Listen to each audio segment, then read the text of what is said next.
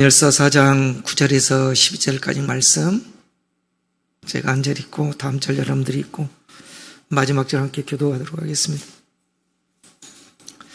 하나님의 사랑이 우리에게 이렇게 나타난 바 되었으니 하나님이 자기의 독생자를 세상에 보내심은 그로 말미암아 우리를 살리려 하심이라. 사랑은 여기 있으니 우리가 하나님을 사랑한 것이 아니요 하나님이 우리를 사랑하사 우리 죄를 속하기 위하여 화목제물로 그 아들을 보내셨음이라. 사랑하는 자들아, 하나님이 이같이 우리를 사랑하셨은즉 우리도 서로 사랑하는 것이 마땅하도다.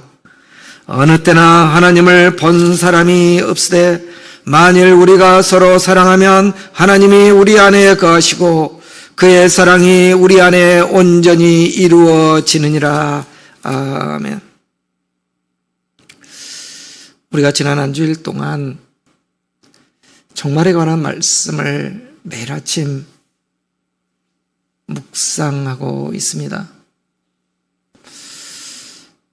저는 이 마태복음 말씀을 여러 번 보지만 지난 한 주일 동안 마태복음 23장, 24장 종말에 관한 말씀을 보면서 너무도 큰 은혜를 받습니다. 깊은 새벽에 일어나서 그 말씀을 통해서 들려오는 하나님의 음성을 듣고 주님이 종말이 다가온 그 상황을 말씀하시면서 제자들에게 간절히 안타까운 마음으로 전하는 그 마음들이 느껴지고 그 말씀을 통해서 오늘 우리가 어떻게 살아가야 하는가를 좀 성도들에게 잘 전했으면 좋겠다라는 생각에 수없는 글을 수정해 가면서 말씀 묵상을 올리고 있습니다. 하나님이 저에게 건강을 허락하신 그날까지 저는 이 묵상일지를 열심히 쓰려고 합니다.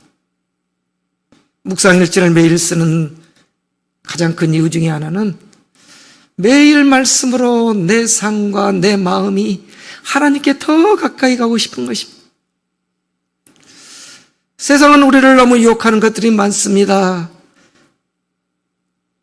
세상의 거울로 우리의 삶을 비춰보면 때로는 낙심되기도 하고 두려운 생각이 들기도 합니다. 그러나 우리는 말씀 속에 들려오는 주님을 보면서 영원한 것이 무엇인가를 알고 있기 때문에 매일 말씀의 인도함을 받고 살아갑니다. 지난 한 주일 동안의 말씀이 심판과 두려움이었다면 오늘 말씀은 예수 그리스도의 사랑, 하나님의 그 간절한 사랑에 대해서 전하고 있는 것입니다. 저는 주일 설교를 준비하기 위해서 매일 말씀의 묵상일지를 쓰면서 틈틈이 계속 이 본문을 묵상합니다. 요한 사도의 마음을 누구보다도 깊이 느껴보고 싶었습니다.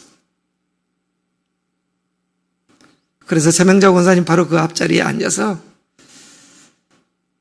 요한의 모습이 막 보고 싶은 거예요. 이 108의 노년에.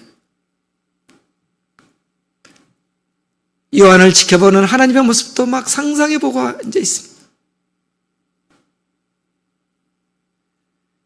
주일 설교를 일주일 내내 묵상합니다. 그리고 글을 쓰고 교정하고 그리고 주일 아침 새벽에 또 일어나서 교정하고 마지막 헤세메트 블로그에 글을 옮겨놓고 이제 설교를 합니다. 제가 이 설교를 간절히 준비하는 것은 가장 큰 목적은 우리 성도들입니다. 적은 수이지만 하나님께서 저에게 맡겨주신 여러분들이 저는 누구보다 소중합니다. 여러분들을 위해서 속된 말로 식은 밥 먹이지 않으려고 말씀을 묵상하고 손질하고 또 찾아보고 하나님의 말씀을 내가 잘못 전하면 안 되기 때문에 내가 바로 이 말씀을 보고 있는가? 찾아보고 또 찾아보고 여러분에게 들려줍니다. 그래서 저는 우리 성도들이 주일 말씀을 잘 들었으면 좋겠습니다. 무엇보다도 교회 공동체라는 것은 코이노니아라고 합니다. 코이노니아는 뭡니까? 하나님과 우리와의 관계, 성도와 성도의 관계입니다. 우리가 서로의 관계가 연결될 수 있는 것은 한 성령 안에 있어야만이 가능합니다. 우리가 성령 안에 있을 때 목사는 성도들의 마음을 알고 성도는 목사의 마음을 알고 성도는 성도의 마음을 알 수 있는 것입니다. 그것이 바로 그리스도 안의 공동체입니다. 그것을 헬라어로 코이노이아라고 말합니다.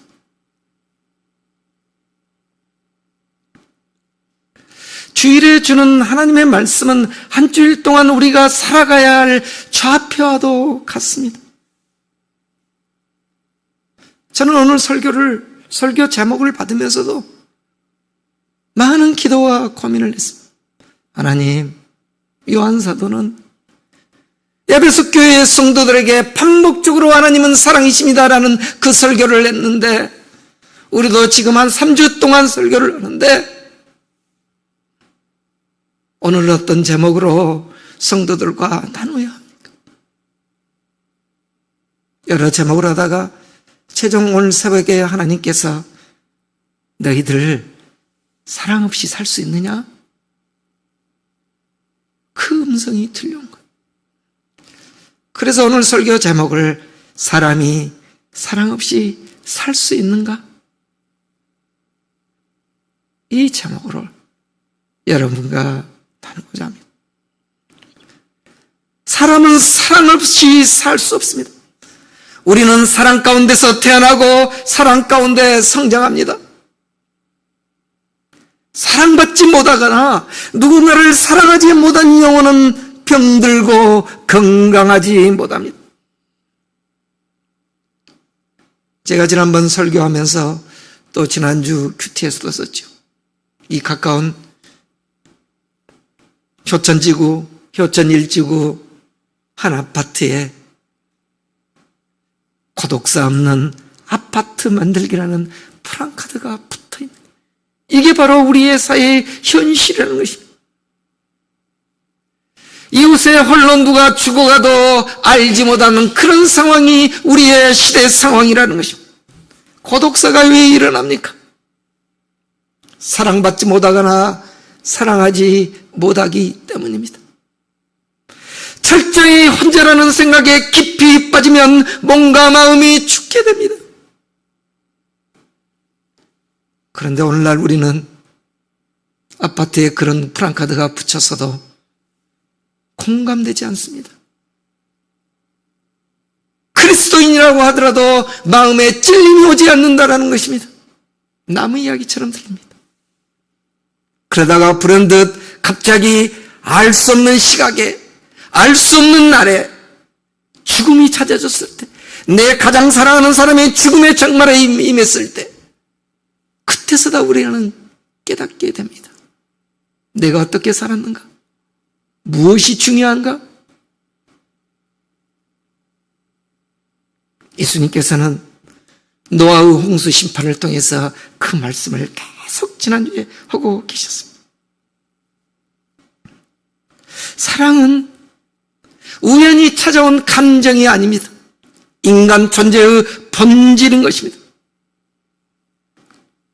우리가 한번 봅시다. 사람은 무언가를 사랑하면서 사랑합니다. 가족이든 친구이든 아니면 개나 고양이도 사랑하면서 사랑합니다. 사랑이 없으면 죽는 것입니다.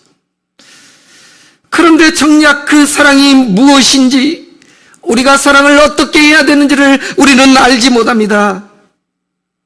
인간의 근본이 사랑이라는 걸 아는데 우리가 사랑을 배웠습니까? 학교 다니면서 학교에서 사랑을 가르칩니까?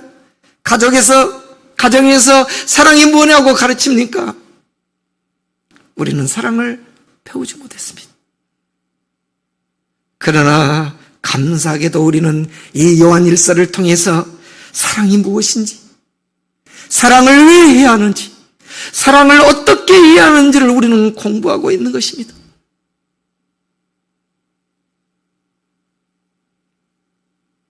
제가 대학 다니면서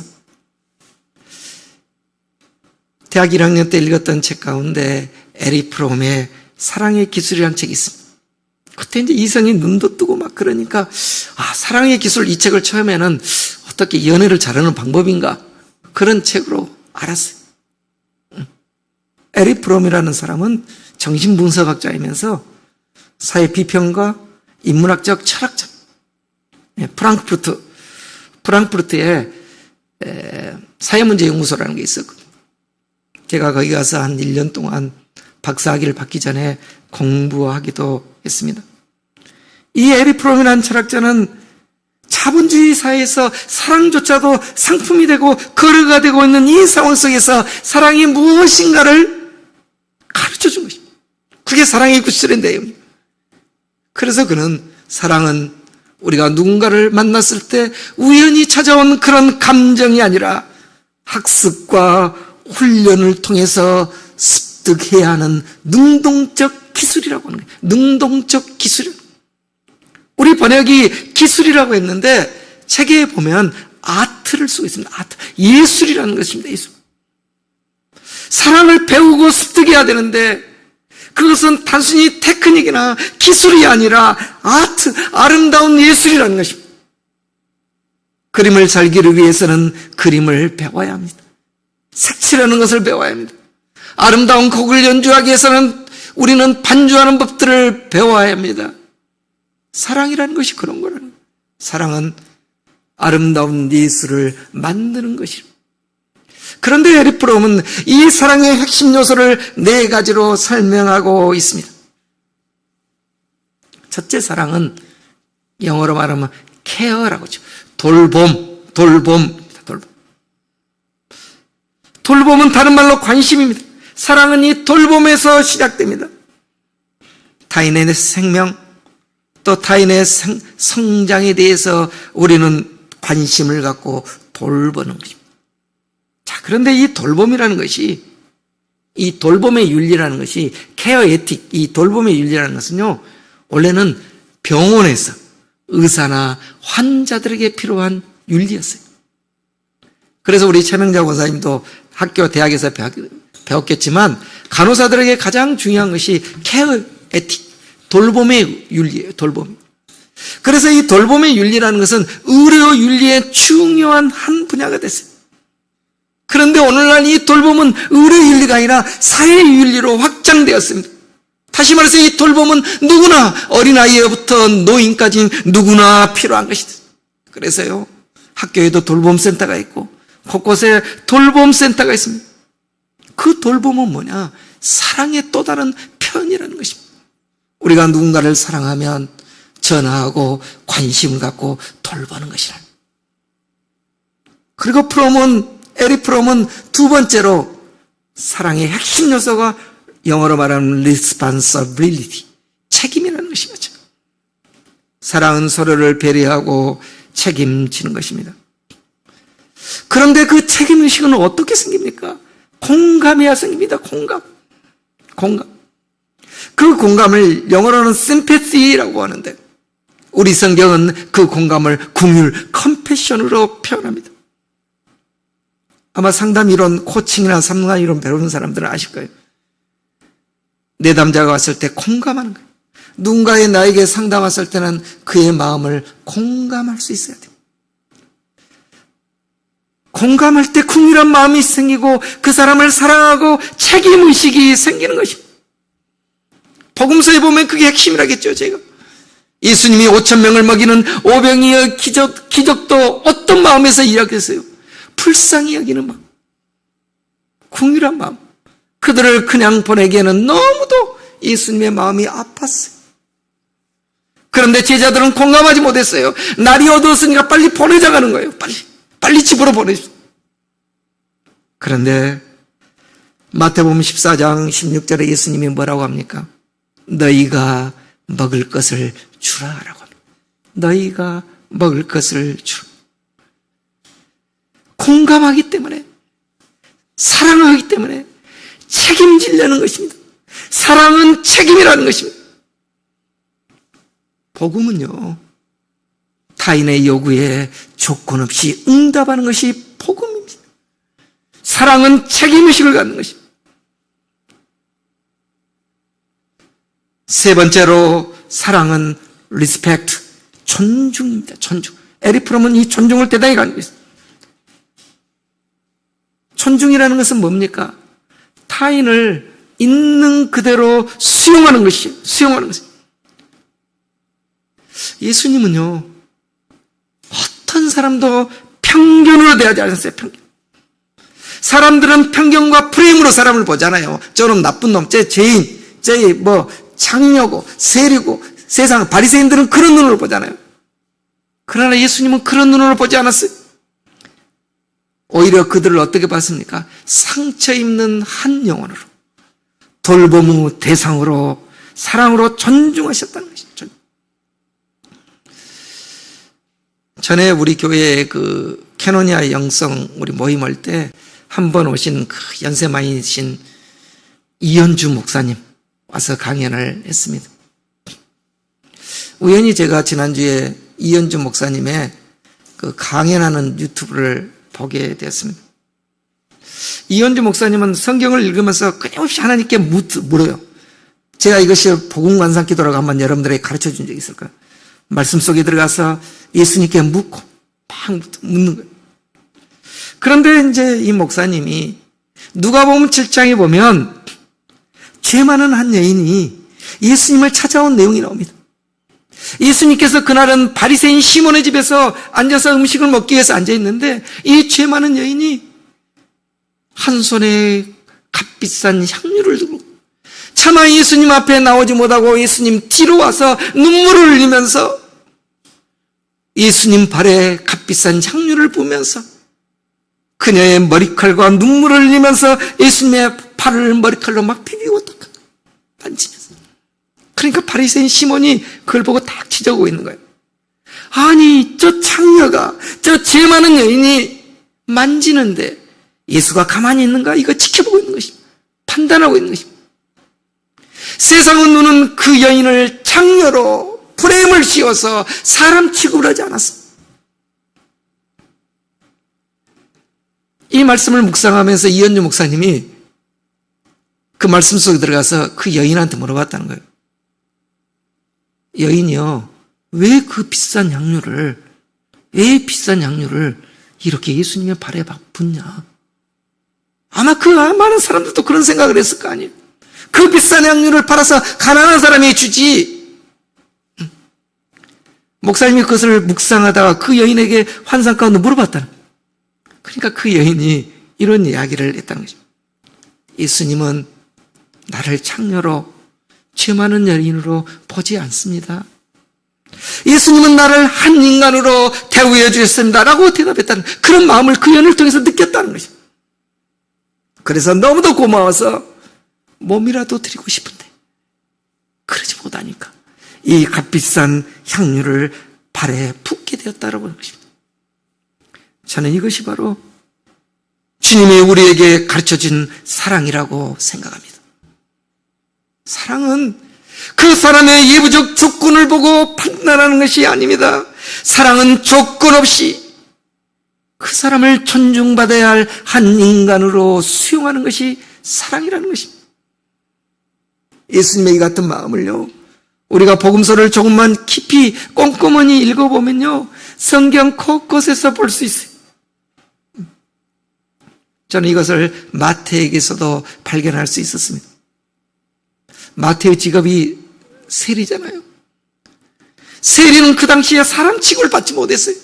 로마의 앞잡이에요. 백성들의 피를 빨아먹는 사람들이 세리.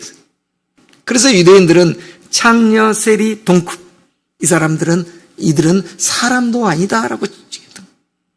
그런데 예수님이 그 세관에 앉아있는 마태를 보고 불러서 제자로 삼으셨다는 것입니다. 세리 마태가 이것을 깊이 깨달은 것입니다. 세상 사람들은 모두 나를 사람 취급하지 않지만 오직 예수님만이 나를 사람으로 존중해 주셨다는 것입니다. 이 마태는 이 예수님의 그 사랑을 나중에 예수님이 십자가에 못 박혀 죽으신 후에도 잊을 수가 없었어요. 그래서 우리가 이 마태복음을 보면, 마태복음 10장에 보면 예수님의 12제자의 이름이 나와요. 12제자들. 마태가 기록한 거 아닙니까? 마태복음이니까. 그런데 12제자의 이름 가운데 유일하게 자신의 이름 앞에는 직업이 세리 마태라고 기록했습니다. 세리 마태. 어찌 보면 숨기고 싶고 부끄럽고 감춰보고 싶은 세리라는 직업을 썼다는 것입니다. 왜 썼겠습니까? 왜? 사람들은 나를 존중하지 않고, 사람들은 나를 새 사람 취급도 하지 않았지만, 세상은 나를 새 사람 취급도 않았지만 예수님만큼은 나를 상처 있는 한 영혼으로 존중하여 주셨다라는 것입니다. 저는 그 짧은 말씀 가운데서 세리마태의 마음을 느낄 수 있었습니다. 그리고 에릭 프롬은 네 번째로 사랑의 핵심을 지식 널리지라고 했습니다. 널리지. 사랑은요, 상대방의 그 상황과 처지를 이해하는 것입니다. 그리고 그것을 아는 거예요. 그 아는 것은 뭐냐면 단순히 머리로만 아는 것이 아니라 마음으로, 가슴으로 아는 거예요.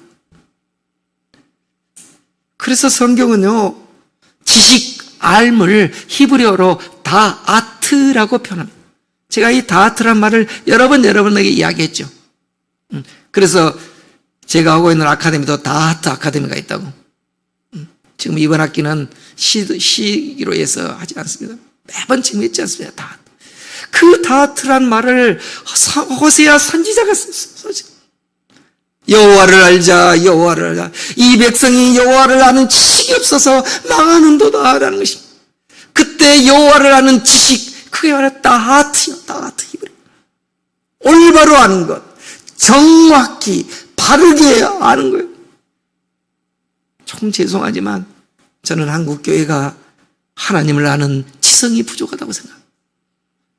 1차적으로 우리가 하나님을 바로 알아야 됩니다. 하나님을 바로 알아야만이 우리의 영성도 깊어질 수 있고 영성도 엄원대로 나가지 않고 바른 영성이 될 수 있는 것입니다. 사랑도 이와 같습니다. 우리가 하나님의 사랑을 바로 안다면 그 사랑을 실천할 수밖에 없습니다. 감사하게도 우리는 이 요한 1서를 통해서 하나님의 사랑이 무엇인가를 배우고 있습니다. 요한 1서는 왜 우리가 사랑을 해야 하는가? 그것을 먼저 가르쳐 주세요. 하나님이 사랑이시기 때문에. 그리고 하나님은 사랑 그 자체이라는 것을 계속 이야기합니다. 우리가 태어난 것도 하나님의 사랑을 위해서 태어났습니다. 그래서 우리가 성도들 오면 성도들 교회에서 즐겨 부르는 찬송이 뭡니까? 당신은 사랑받기 위해 태어났다는 찬양입니다. 하나님께서 인간에게만 자신의 생기를 부어넣습니다. 하나님의 사랑을 부어넣어주는 것입니다. 그런데 우리가 이 사랑을 호흡하지 못하고 살 때가 너무도 많습니다. 그래서 오늘 읽었던 본문은 우리가 왜 사랑해야 하는가를 구체적으로 두 가지로 말해주고 있습니다. 자, 9절 말씀 먼저 함께 같이 봅시다. 시작. 하나님의 사랑이 우리에게 이렇게 나타난 바 되었으니 하나님이 자기의 독생자를 세상에 보내심은 그로 말미암아 우리를 살리려 하심이라. 우리가 서로 사랑해야 되는 첫 번째 근거입니다. 성부 하나님께서 독생자 예수 그리스도를 세상에 보내셨기 때문입니다. 우리가 지난주에 이 말씀에 대해서 살펴봤죠. 하나님이 신이 인간이 되는 것만큼 큰 사랑이 없다겠습니다. 우리가 아무리 반려견들을 사랑하고 개를 좋아하고 고양이를 사랑해도 내가 개나 고양이가 될 만큼 사랑하지는 않지 않습니까? 하나님께서 신이 인간이 되었다는 그 자체가 얼마나 큰 사랑인가를 우리는 깨우치.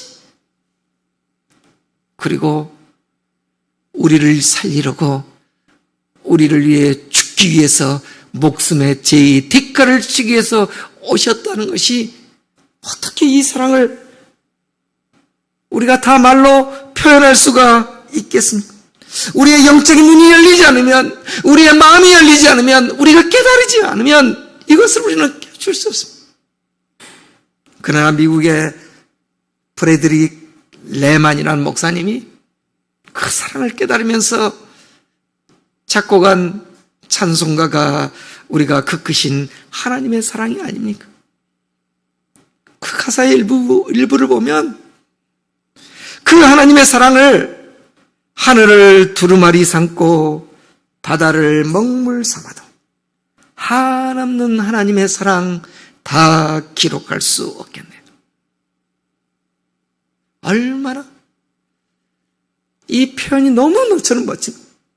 그러나 하나님의 사랑을 이 넓은 하늘을 두루마리 삼았고 그리고 바다를 잉크로 삼아서 기록해도 기록할 수 없다는 것입니다. 그러니까 하나님의 그 사랑이 너무 크기 때문에 인간의 언어로서, 인간의 말로서 담아낼 수 없다는 것입니다. 우리가 이것을 영적으로 깨달아야 됩니다. 성경이 수없이 기록되어 있지만 그 사랑이 마음으로 깨달아지지 않으면 우리는 그 사랑을 닮을 수도 없고 실천할 수도 없는 것입니다. 사도 요한은 우리에게 서로 사랑하는 이 사랑은 마땅히 해야 된다고 해요. 마땅. 그 두 번째 이유가 이제 10절 나온 것입니다. 우리가 10절 다 같이 한번 봉독해 봅시다. 시작. 사랑은 여기 있으니 우리가 하나님을 사랑한 것이 아니요 하나님이 우리를 사랑하사 우리 죄를 속하기 위하여 화목제물로 그 아들을 보내셨습니다. 저는 이 말씀을 묵상하면서 이 말씀의 핵심이 뭡니까? 내가 하나님을 먼저 사랑한 것이 아니라 하나님이 먼저 우리를 사랑하셨다는 것입니다. 조건 없이 사랑했다는 것입니다. 그래서 19절 말씀 보면 또 그렇게 말씀합니다. 우리가 사랑하면 그가 먼저 우리를 사랑하였음이라는 것입니다. 하나님이 우리를 사랑하는 것은 어떤 조건도 없습니다. 오늘의 세상은 조건 없는 사랑이 없습니다. 거의 사랑이 거래되고 있습니다. 내가 이만큼 너에게 해줬으니까 너도 나에게 이만큼 해줘야 돼 라는 것입니다. 계산합니다. 계산하면서 사랑합니다.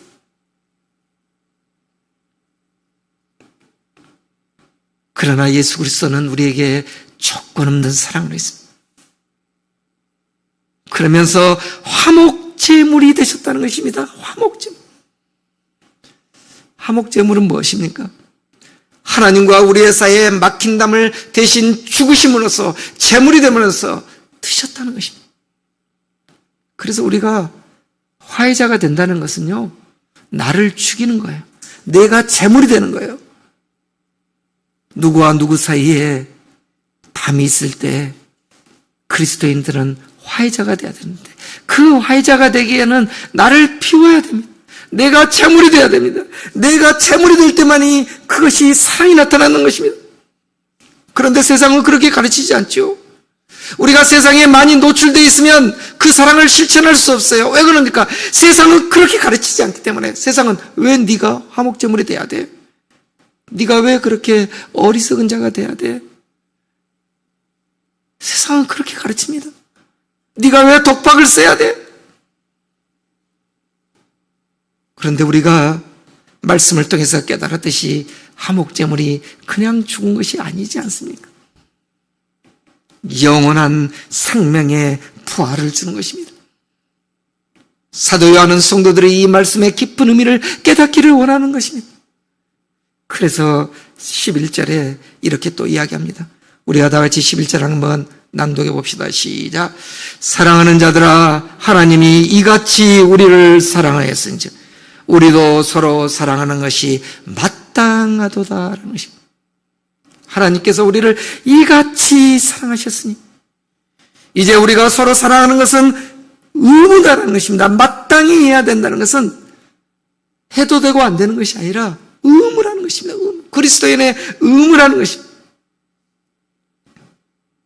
그런데 우리는 이 사랑을 실천할 힘이 없습니다. 그럴 생각 자체도 되지 않습니다. 왜? 세상의 생각이 우리를 찾고 있기 때문에, 세상의 생각에 많이 노출됐기 때문에 그래요. 그렇기 때문에 우리의 사랑이 내 울타리 안에, 내 가정의 울타리 안에만 갇혀 있는 것입니다. 하나님께서 처음에 아브람이라고 했잖아요. 그의 이름이 아브람. 그 아브람이라는 그 이름을 나중에 불러서 어떻게 바꿔줍니까? 아브라함으로 바꿔주잖아요. 아브람이란 뜻이 뭡니까? 한 집안에 존경받는 아버지란 뜻이에요. 한 집안에 존경받는 이 아버지를 아브라함으로, 공동체의 아버지로, 열방의 아버지로 부르심이 그리스도인의 소명이라는 것입니다. 그것이 바로 사랑이라는 것입니다. 그의 아내 사라도 마찬가지예요. 사레였잖아요. 한 집안의 존귀한 어머니, 그를 사라, 공동체의 어머니, 이웃의 어머니로 부르신 것입니다. 이게 바로 그리스도인의 사랑이고 그리스도인의 콜링이라는 것입니다. 그래서 성경은 이 주님의 사랑을 기존의 언어로는 담을 수 없기 때문에, 필리아로 담을 수 없기 때문에, 에로스로 담을 수 없기 때문에 아가페라고 불렀다겠습니다. 부활하신 주님께서 베드로를 찾아가시면서 갈릴리 호수로 도망쳐서 옛사람이 되어서 욕망에 금을 지르려고는 이 베드로를 찾아가서 예수님이 어떻게 부르십니까? 베드로야, 네가 나를 사랑하느냐? 주님이 물어보신 이 사랑은 아가파오, 아가페로 물었습니다. 그러나 베드로가 어떻게 대답합니까? 주님, 나는 내가 좋아하는 사람만 사랑합니다 라고 필리아로 대답하고 있는 것입니다. 주님은 또다시 아가파오로 물어봅니다. 베드로는 짜증내면서 필리아, 필로스, 친구 간의 사랑밖에 저는 아직 못합니다 라고 고백하고 있는 것입니다. 그러나 주님은 베드로를 책망하지 않으셨어요. 기다리시면서 주님의 사랑이 무엇인가를 깨닫게 하신 것입니다. 그래서 오늘 요한 사도는 그 주님의 사랑을 깨닫고 이렇게 이야기합니다. 우리가 12절 다 함께 읽어봅시다. 시작. 어느 때나 하나님을 본 사람이 없으되 만일 우리가 서로 사랑하면 하나님이 우리 안에 거하시고 그의 사랑이 우리 안에 온전히 이루어지느니라. 맞습니다. 하나님을 본 사람이 누가 있겠습니까? 예수님을 본 사람이 우리 가운데 누가 있습니까? 그러나 우리는 예수님을 믿는다고 하잖아요. 예수님을 믿는다고. 그렇다면 그 믿음을 어떻게 알 수 있습니까? 우리의 삶에서 나타난 사랑, 우리의 삶에서 나타난 이 주님의 사랑, 우리의 몸짓과 우리의 말과 우리의 태도 속에서 나타난 그리스도의 이 주님의 그 사랑이 있을 때, 아, 저 사람 안에 그리스도가 있구나, 그리스도의 영이 있구나 라는 것을 알 수 있다는 것입니다. 요한은 그 사랑을 말하고 있는 것입니다. 세상 사람들이 주고받는 거래의 사랑을 하고 있을 때 소수지만 하나님이 선택한 우리가 주님이 보여주신 이 조건 없는 사랑을 할 때 아마 사람들은 놀랄 것입니다. 도대체 그 힘이 무엇인가? 그 사랑은 저 사람의 기질과 성품이 아니라 하나님이 하시는구나. 하나님이 주시는구나. 진짜 사랑은 하나님이 하시는 거예요. 하나님이 주시는 거예요. 그러기까지는 끊임없이 나를 비워야 돼요. 내 생각을 비워야 돼요. 내 마음을 비워야 돼요. 하나님께서 저는 그 훈련을 많이 시키고 계신 것 같아요. 끊임없이 그 훈련을 시키고 계심을 저는 느낍니다. 특별히 이 요한일서 설교를 통해서 목사로서 제가 얼마나 더 많은 것을 비워야 하는가, 내 자아가 죽어야 하는가, 그때 온전히 주님께서 써가시는데 아직도 저는 제 자아가 있어요. 그러나 서서히 이제 빠지고 있는 것 같아요. 요즘은 그런 생각을 많이 합니다. 목사님들 가운데도 함께 나눌 때도 그 이야기를 나눴습니다. 우리가 누구를 변화시키고 나는 것은 교만이라는 것입니다. 교만. 중요한 것은 내가 하나님 앞에 바로 서고 하나님의 말씀 가운데 살아가는 그 삶을 살아가는 것이지, 내가 누구를 어떻게 변화시킬 수 있습니까?